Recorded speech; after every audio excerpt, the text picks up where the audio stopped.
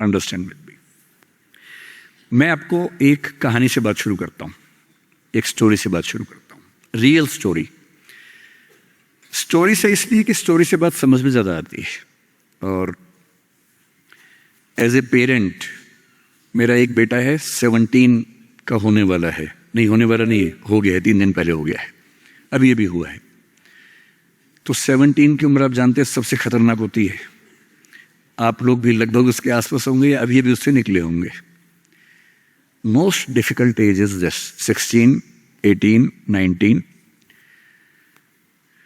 इस उम्र में आपके हार्मोन्स इतना ज्यादा जंप करते हैं कि मूड स्विंग्स बहुत ज्यादा होते हैं। आपको अपने दोस्तों से बात करके इतना सुकून मिलता है। पेरेंट्स दुश्मन नजर आते हैं इस उम्र में। पेरेंट्स कोई अच्छी बात भी कहें तो लगता है कि ये क्यों मनहूस लोग हमारे घर में रहते हैं, क्यों ऐसी खराब खराब बात बोलते हैं। They don't understand, they are outdated people, ऐसा मन में भाव आता है। सबको आता है। आपको आ रहा है तो पहली बार नहीं आ रहा है, आज से 30 साल के बाद आपके बच्चों को भी आएगा आपके बारे में, एकदम उतनी ही इंटेंसिटी से आएगा जितना आपको आता है। जितना आपको लगता है कि आपके पेरेंट्स बिल्कुल नहीं समझते, आपके बच्चे आपके बारे में यही सोचेंगे 30 साल बाद। ये एकदम इटर्नल ट्रुथ है जिसको आप रोक नहीं पाएंगे। So this is a normal thing. आप लोगों की एज में जो सबसे बड़ी चिंता मुझे होती है, जैसे मैं अपने बेटे से बात करता हूं, तो मैं तो एक बहुत ही खराब पेरेंट हूं।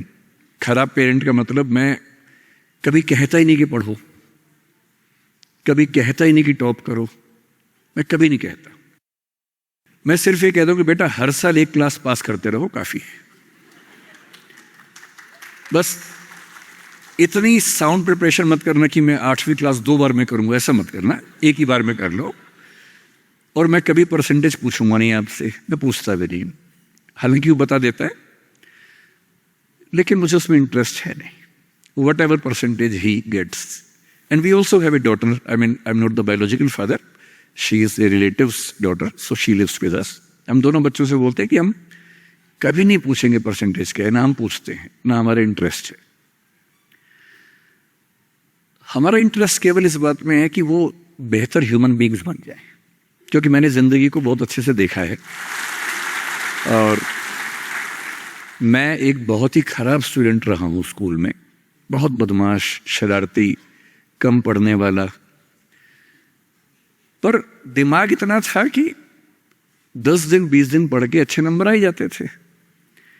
तो मेरा दिमाग कहता था कि जो काम 10 दिन का है उसके लिए साल क्यों खराब करूं। तो जब 10 दिन में हो ही जाता है तो 10 दिन खराब करेंगे उसमें। और दूसरी बात, ओवर द ईयर्स मैंने ये सीखी है कि जो मैंने स्कूल में पढ़ा था उसमें से बहुत कम जिंदगी में काम आता है। मैंने ट्रिगोनोमेट्री पढ़ी, मेरी जिंदगी में कभी काम नहीं आई। मैं कभी थीटा वीटा लगा ही नहीं पाता कहीं पर भी, आज तक यूज नहीं किया मैंने थीटा, कहाँ थी यूज करूं, काम में नहीं आया। मैंने दुनिया भर के नक्शे रटे थे स्कूल में, कहीं काम नहीं आए। जब किसी देश में घूमने जाता हूं वहां का नक्शा देख लेता हूं और बचपन वाला याद भी नहीं आता, फिर से देखना पड़ता है। सीधी सी बात है। तो मैंने फील किया कि ज्यादातर चीजें जो स्कूल में हम पढ़ते हैं, कॉलेज में पढ़ते हैं, वो जो नॉलेज है वो जिंदगी में बहुत काम नहीं आती। जो काम आता है वो और चीजें, मैं उस पर ज्यादा बात करूंगा आपसे। लेकिन मेरी चिंता एज ए पेरेंट, और क्योंकि आप बच्चे उसी उम्र में हैं, मैं लगभग 50 साल का हूं, तो आप मेरे लिए लगभग उसी रोल में हैं कि आप मेरे बच्चे जैसे हैं। क्योंकि जो बच्चे होते हैं ना, अपने पेरेंट्स से बड़ी नफरत करते हैं, दूसरों के पेरेंट्स की सुन लेते हैं बात। तो आप मेरी बात सुन लेंगे, अपने घर में नहीं सुनेंगे। जैसे मेरा बेटा मेरी बात नहीं सुनता है, वो शायद यहाँ सीएम साहब की बात सुन लेगा। तो दूसरों की बात सुनना आसान होता है, अपने पेरेंट्स की बात सुनना मुश्किल होता है। तो आप सुन रहे हैं इसलिए मैं सुना रहा हूं आपको। तो जो कहानी मैं आपको सुनाना चाह रहा हूं एक रियल कहानी है, और मेरी सबसे बड़ी चिंता अपने बच्चों को लेकर, आपको लेकर वही रहती है। मैं जब भी कोई कहानी सुनाता हूं, नाम, जगह, वो सब बदल देता हूं ताकि किसी की प्राइवेसी पर हमला ना हो। सबकी राइट टू प्राइवेसी है ना। एक बच्चा था जिसको मैं जानता हूं, बचपन से जानता हूं, बहुत ही जबरदस्त आर्टिस्टिक बच्चा, म्यूजिक का उस्ताद। उसके घर में लगभग सब लोग म्यूजिक के उस्ताद थे। इंस्ट्रूमेंटल म्यूजिक, वोकल म्यूजिक, हर चीज में अच्छा, पढ़ने में भी ठीक, बढ़िया। और जब हम स्कूल में थे, वो मेरी क्लास में तो नहीं था, थोड़ा सा अलग क्लास में था, पर स्कूल में बहुत पॉपुलर था being into music. I was in debating, he was into music. और बाद में उसने हमारा स्कूल छोड़ भी दिया कुछ समय के बाद, फिर वो कहीं और चला गया, फिर हमारा मिलना नहीं हुआ। उस समय ना तो व्हाट्सएप था ना यूट्यूब था, तो बाद में मिलने का स्कोप भी नहीं रहता था। जो एक बार चला गया वो चला ही जाता था उस समय। अब तो बच्चे जिंदगी भर दोस्त रहते हैं। फिर जब मैं दिल्ली यूनिवर्सिटी में आ गया, ग्रेजुएशन कर चुका था, उसके बाद अचानक मुझे एक बचपन का दोस्त मिला जिसने मुझे एक इंटरेस्टिंग क्या डेवास्टेटिंग बात बताई। तो बात चल रही थी कि स्कूल के दोस्त कहाँ कहाँ हैं, क्या कर रहे हैं, तो बातों बातों में उसका जिक्र भी आया। तो मैंने बड़ी उम्मीद से पूछा, मैंने कहा वो तो बॉम्बे चला गया होगा, फिल्म इंडस्ट्री में चला गया होगा। तो मेरे दोस्त ने पूछा कि तुम्हें नहीं पता उसके बारे में? मैंने कहा नहीं। उसने कहा यार वो जेल में है, and he was one of the most creative students of our school. मैंने कहा जेल में क्यों है? बोले सच में नहीं पता। मैंने कहा सच में नहीं पता मुझे। बोले वो ग्रेजुएशन करने के लिए जब गया तो पता नहीं क्या हुआ, उसकी थोड़ी संगति खराब हो गई। बैड कंपनी जिसको हम बोलते हैं, जो इस उम्र में अच्छी लगती है, वही वाली। तो कॉलेज लाइफ में थोड़ी बहुत बैड कंपनी सबकी होती ही है, हल्की फुल्की होती है, एक सामान्य बात है। अच्छा, बच्चा बच्चा ना रहे ये भी तो अच्छी बात नहीं है ना। थोड़ा बचपन तो जीना भी चाहिए, थोड़ा शरारतें करनी भी चाहिए, पर किसी किसी का दुर्भाग्य होता है कि ज्यादा हो जाता है। उसके साथ ऐसा हुआ। उस सब प्रोसेस में उसको ड्रग्स की आदत लग गई। और ड्रग्स की आदत, ड्रग्स एक ऐसी चीज है, एडिक्शन ऐसी चीज है कि उसमें वन वे रास्ता होता है, टू वे नहीं होता है। आप जा सकते हैं, वापस नहीं आ सकते। मतलब 1000 लोग जाएंगे तो उनमें से एक आध वापस आएगा, वो भी इतने मुश्किलों से जो ऑलमोस्ट इम्पॉसिबल है। I have seen many such cases. Social welfare department से मेरे कई दोस्त ऑफिसर्स हैं, तो मैं उनसे जब पूछता हूँ बताते हैं, मैंने ऐसे लोगों को देखा है 10-10 साल से स्ट्रगल कर रहे हैं एडिक्शन से बाहर आने के, नहीं आ पा रहे, खत्म हो गए हैं। उस बच्चे को ड्रग्स की आदत पड़ गई कॉलेज में जाके, पेरेंट्स को पता ही नहीं था। तो जब पेरेंट्स को भनक लगी तो उसको दबाव बनाया कि तुम घर आ जाओ। अब वो जिस कंपनी में था, दोस्तों वाली कंपनी में, वहां अब ड्रग्स बहुत महंगे होते थे, पैसे घर से बहुत कम आते थे, जितने पैसे एक मिडिल क्लास फैमिली दे सकती है। अब वो घर से ज्यादा पैसे मांगने लगा, पैसे मिलते नहीं थे। उसको अपने ही घर के लोगों पर गुस्सा आने लगा। तो एक बार वो अपने घर आया हुआ था छुट्टियों में, और वहां भी वो कुछ कुछ करता रहता था। उसके पेरेंट्स ने उसको बहुत समझाया कि बेटा ऐसा मत करो। और एक दिन इस बात पे झगड़ा बढ़ गया। भाई आप पेरेंट्स की चिंता समझेंगे आज से 30 साल बाद, जब आपके बच्चे इस एज में होंगे ना, आपकी नानी मर जाएगी उस समय। नानी मरना एक मुहावरा है, इसका मतलब बहुत चिंता में रहेंगे उस समय आप। और उस दिन पता नहीं क्या हुआ, एक झगड़ा हुआ, क्योंकि जो एडिक्शन के शिकार हैं उनका दिमाग उनके कंट्रोल में नहीं होता है। यहां तक कि जो ड्रिंक करते हैं, ड्रिंक एक लेवल से ज्यादा कर लें तो दिमाग कंट्रोल से बाहर निकलने लगता है। ड्रग्स में तो ये एलिमेंट बहुत ज्यादा होता है। और आधी रात को उसने क्या किया, उसने अपनी फैमिली के 5 लोगों का मर्डर कर दिया। मर्डर। उसने खाने में जहर मिलाया, लगभग सब लोग उससे मर गए। एक मेंबर नहीं मरा क्योंकि उसने खाना खाया नहीं उस दिन, तो उसको उसने अलग से मारा। और ये बात है जब उसकी उम्र लगभग 17-18 साल की थी, या 19 के आसपास रहा होगा। उसके बाद वो जेल गया। मुझे उसके बाद से पता ही नहीं कि क्या हुआ, फांसी हुई या उम्र कैद हुई या क्या हुआ, ना तो मुझे पता है ना मैं इंटरेस्टेड हूँ जानने में। मैं उसका नाम हम सब जानता हूँ, एंड 1-2 क्लास स्कूल में ऐसी थी कि वो हम आसपास थे, जानते थे, पहचानते थे एक दूसरे को। मेरी सबसे बड़ी चिंता ये होती है बच्चों को लेकर कि किसी भी गलती से वो ड्रग्स में ना चले जाएं। आप सबसे रिक्वेस्ट कर रहा हूं हाथ जोड़ के, कुछ भी कर लेना, ये मत करना। बदमाशी करो, शरारत करो, थोड़ा इश्क विश्क होगा करो, कोई दिक्कत नहीं। किसी को चीट मत करना, ड्रग्स में मत जाना, क्योंकि इन रास्तों पे जाने के बाद वापसी का रास्ता नहीं है, पूरी जिंदगी खत्म हो जाती है। एक शायर ने कहा है, बस एक कदम गलत उठाता राह शौक में, राह शौक का मतलब शौक के रास्ते पर चल पड़े थे, बस एक कदम गलत उठाता राह शौक में, मंजिल तमाम उम्र मुझे ढूंढती रही। मेरी मंजिल जिंदगी भर मुझे ढूंढती रही, कहां चला गया? सिर्फ एक गलती हुई थी और उस एक गलती ने कहीं का नहीं छोड़ा। आपको लग रहा होगा कि ये तो पापा जैसा है, प्रीच कर रहा है हमें, पापा डोंट प्रीच वाला भाव मन में आ रहा होगा अपनों के, पर मेरा काम ही है, मैं क्या करूं? मुझे जितनी चिंता अपने बच्चे की उतनी आपकी चिंता है, तो मैं तो बोलूंगा। आप मानेंगे नहीं मानेंगे आपकी मर्जी है, लेकिन ईश्वर ना करे कुछ गलती हुई तो बाद में आप इस बात को याद जरूर करेंगे कि किसी ने समझाया था हाथ जोड़कर, और हम उसके बाद भी नहीं समझे थे। कुछ भी करना, उस रास्ते पर मत जाना।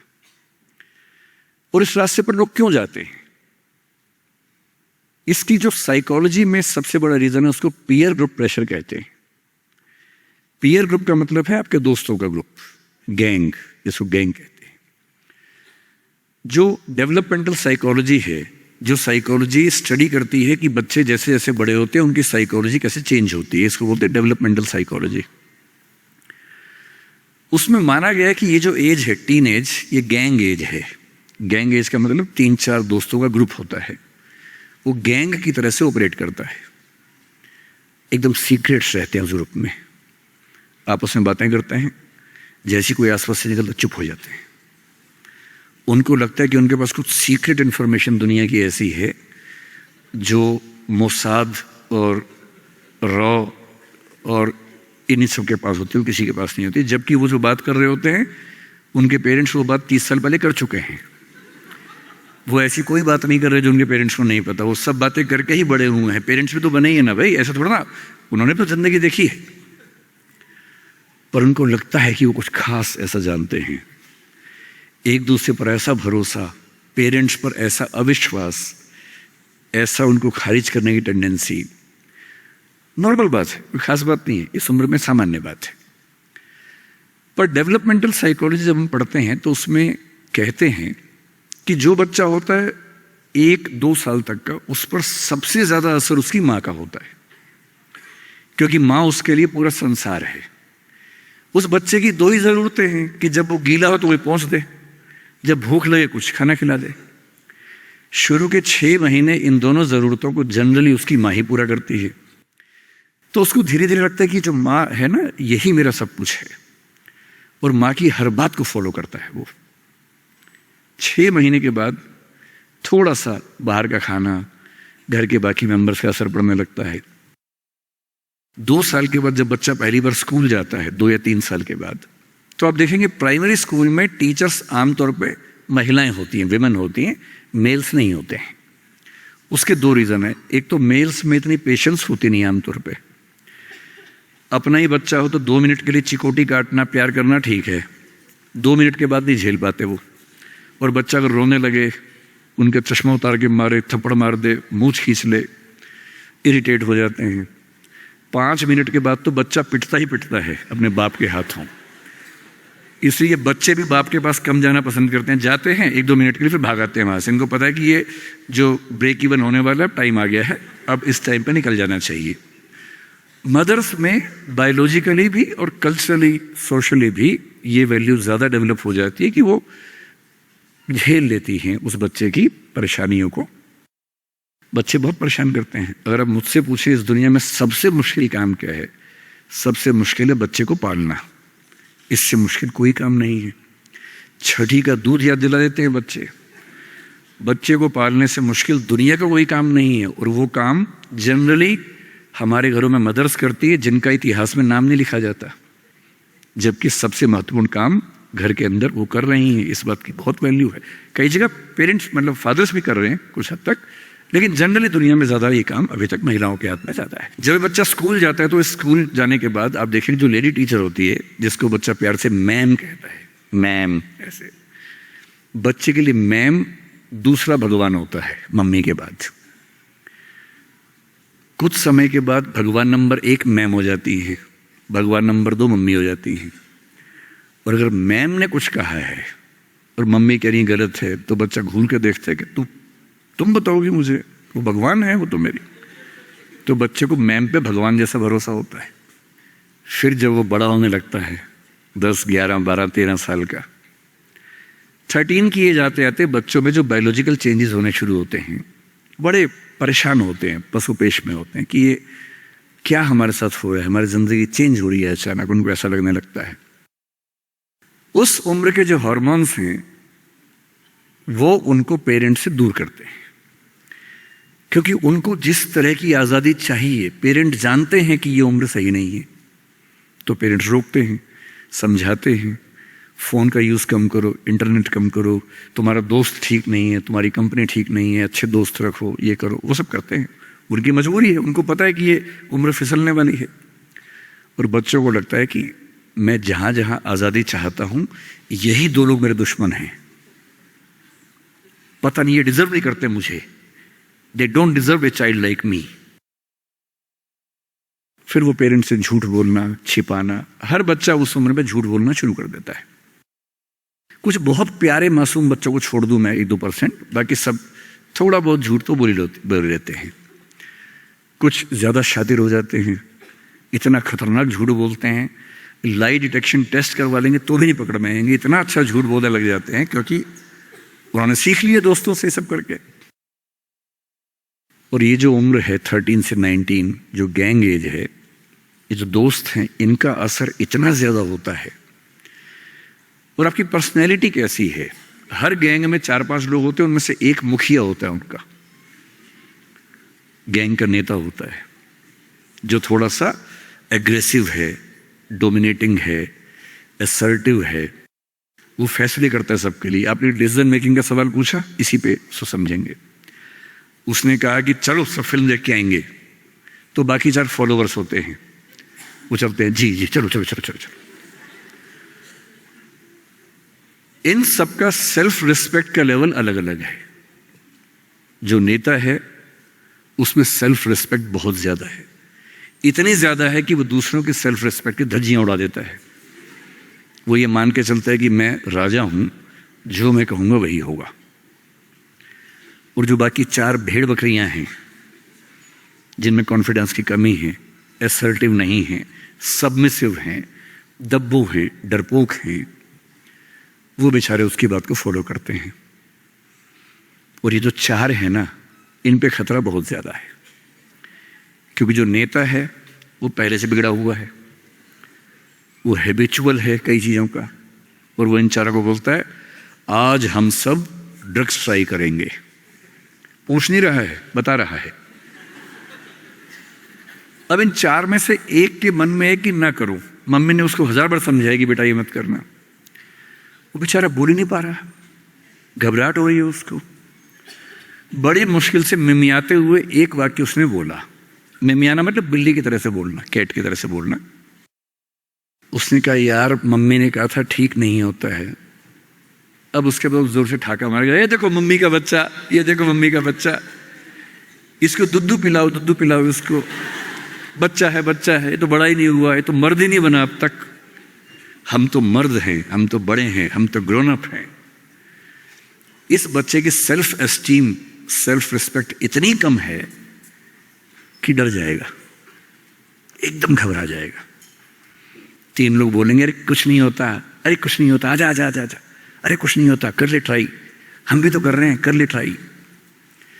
और इसी प्रेशर में ये बच्चा पहली बार ऐसी गलती करेगा। और मैंने पहले ही कहा कि रास्ता एक तरफा है, वापसी का रास्ता नहीं। इस प्रेशर को बोलते हैं पीयर ग्रुप प्रेशर, दोस्तों का प्रेशर। मैं अपने बच्चे को केवल एक बात सिखाता हूँ, बाकी पढ़ाई लिखाई तो मुझे पता है ज़िंदगी में जब कोई करना चाहेगा कर ही लेगा। इंटरनेट की दुनिया में, गूगल की दुनिया में आप क्या, मतलब मैं क्या पढ़ा दूंगा आपको, टीचर क्या पढ़ा लेंगे, सब गूगल पे उपलब्ध है, सब ऑनलाइन अवेलेबल है। जो टीचर बनना चाह रहे हैं समझ लें, अब टीचर का काम नॉलेज देना नहीं है, नॉलेज आपसे ज़्यादा, आपसे बेहतर गूगल पे है। अब आपका काम उससे ज़्यादा बड़ा है। क्या है अभी डिस्कस करेंगे। मैं केवल एक बात पे फोकस करता हूं कि मेरे बच्चे या आप लोग पीयर ग्रुप प्रेशर से बच सके। मैं खुद बचा था, अच्छे से बचा था, मेरे पेरेंट्स की भूमिका थी। मैं जिस हॉस्टल में रहा उस हॉस्टल में लगभग सब ड्रिंक करते थे कॉलेज के दिनों में, मैं नहीं करता था। मुझे कभी ज़रूरत ही नहीं लगी उस चीज़ की, तो नहीं लगी तो नहीं किया। अच्छी बात सिर्फ इतनी है, मैं ये नहीं कह रहा कि ड्रिंक करना अच्छी बात है कि बुरी बात है, वो तो इंडिविजुअल फैसला हर किसी का है, लेकिन मैच्योर होने के बाद, बचपन में नहीं। मैं सिर्फ ये कहना चाह रहा हूं कि अगर 4 लोग मुझ पर दबाव डालें और मैं उनके दबाव में आ जाऊं, ये ठीक नहीं। मुझे ध्यान है कि हमारे हॉस्टल की नाइट चलती थी, फ्राइडे की रात है, वार्डन साहब छुट्टी पे हैं, 10-12 लोग एक कमरे में बैठे हैं, शराब की बोतल खोल ली है या बियर जो भी है, सबका मन है पीने का। वो मतलब एडल्ट्स हैं, 18+ के थे, वो शायद लीगली अलाउड होगा उनके लिए, मुझे नहीं पता। और जो लोग नहीं पीना चाहते उनको दबाव बना रहे हैं कि पी के दिखा, तू मर्द है तो पी के दिखा, बड़ा हो गया तो पी के दिखा। जब भी कोई ऐसा दबाव बनाए ना, इतना भी दबाव में नहीं आना है। जैसे कोई बोले बड़ा है तो पी के दिखा, आपको बोलना है मैं इसको पिए बिना ही बड़ा हूं। मर्द है तो पी के दिखा, मैं इसको पिए बिना ही मर्द रहता हूं। तुम इसको पी के मर्द बनते हो, हम ऐसे ही मर्द हैं भाई। दोस्त नहीं है क्या हमारा, तो क्या बोलना है? अगर तुम्हारी दोस्ती के लिए मुझे पीनी पड़ेगी शराब, तो मेरी दोस्ती के लिए तुम छोड़ क्यों नहीं सकते? अजीब बात है भाई। दोस्त, क्या मैं ही तुम्हारा दोस्त हूं, तुम मेरे दोस्त नहीं हो? तुम्हारी दोस्ती के लिए मैं ड्रग्स लेना शुरू कर दूं और मेरी दोस्ती के लिए तुम छोड़ नहीं सकते? अगर तुम छोड़ नहीं सकते तो मैं ले नहीं सकता। और दोस्ती अपनी जगह है, हमेशा ध्यान रखना। भूल के भी कभी कोई ऐसी डिमांड मत करना जो दोस्ती की हदों से ज़्यादा जाती हो। मैं साफ कह रहा हूं, मैं ड्रग्स के रास्ते पर नहीं जाऊंगा, ये काम मैं नहीं करूंगा। मुझसे दोस्ती रखनी है, इन शर्तों के साथ रखो। मैं किसी दबाव में ना आया हूं ना आऊंगा। इसको बोलते हैं असर्टिवनेस। अपनी शर्तों पे जीऊंगा, किसी के दबाव में नहीं जीऊंगा। जो गलत है गलत है, नहीं करना है तो नहीं करना है। एक शायर ने बड़ी अच्छी बात कही इश्क के बारे में, लेकिन यहाँ अप्लाई होती है। उसने कहा, वो नहीं मेरा सही, उससे मोहब्बत है तो है। भाई किसी से मोहब्बत है, नहीं हो पाया मेरा, कोई बात नहीं। वो नहीं मेरा मगर उससे मोहब्बत है तो है। अब ये रस्मों और रिवाजों से बगावत है तो है। अगर मैंने एक सही बात कह दी और वो रस्म रिवाज के खिलाफ है तो है, मैं क्यों डरूंगा? जो मुझे ठीक लगा, अपने ईमान के मुताबिक लगा, मैंने कहा तो मैं करूंगा। तो जो बात मुझे अपनी ओर से शुरुआत में कहनी थी मैंने आपसे कही है। और मेरा ख्याल है कि अगर आप सब बच्चों में से एक बच्चा भी मेरी बात सुन के गलत रास्ते पे जाने से रुक गया तो मेरा सिक्किम आना धन्य हो गया। मैं उसमें बहुत खुश हूं, उससे ज़्यादा मुझे कोई ज़रूरत नहीं।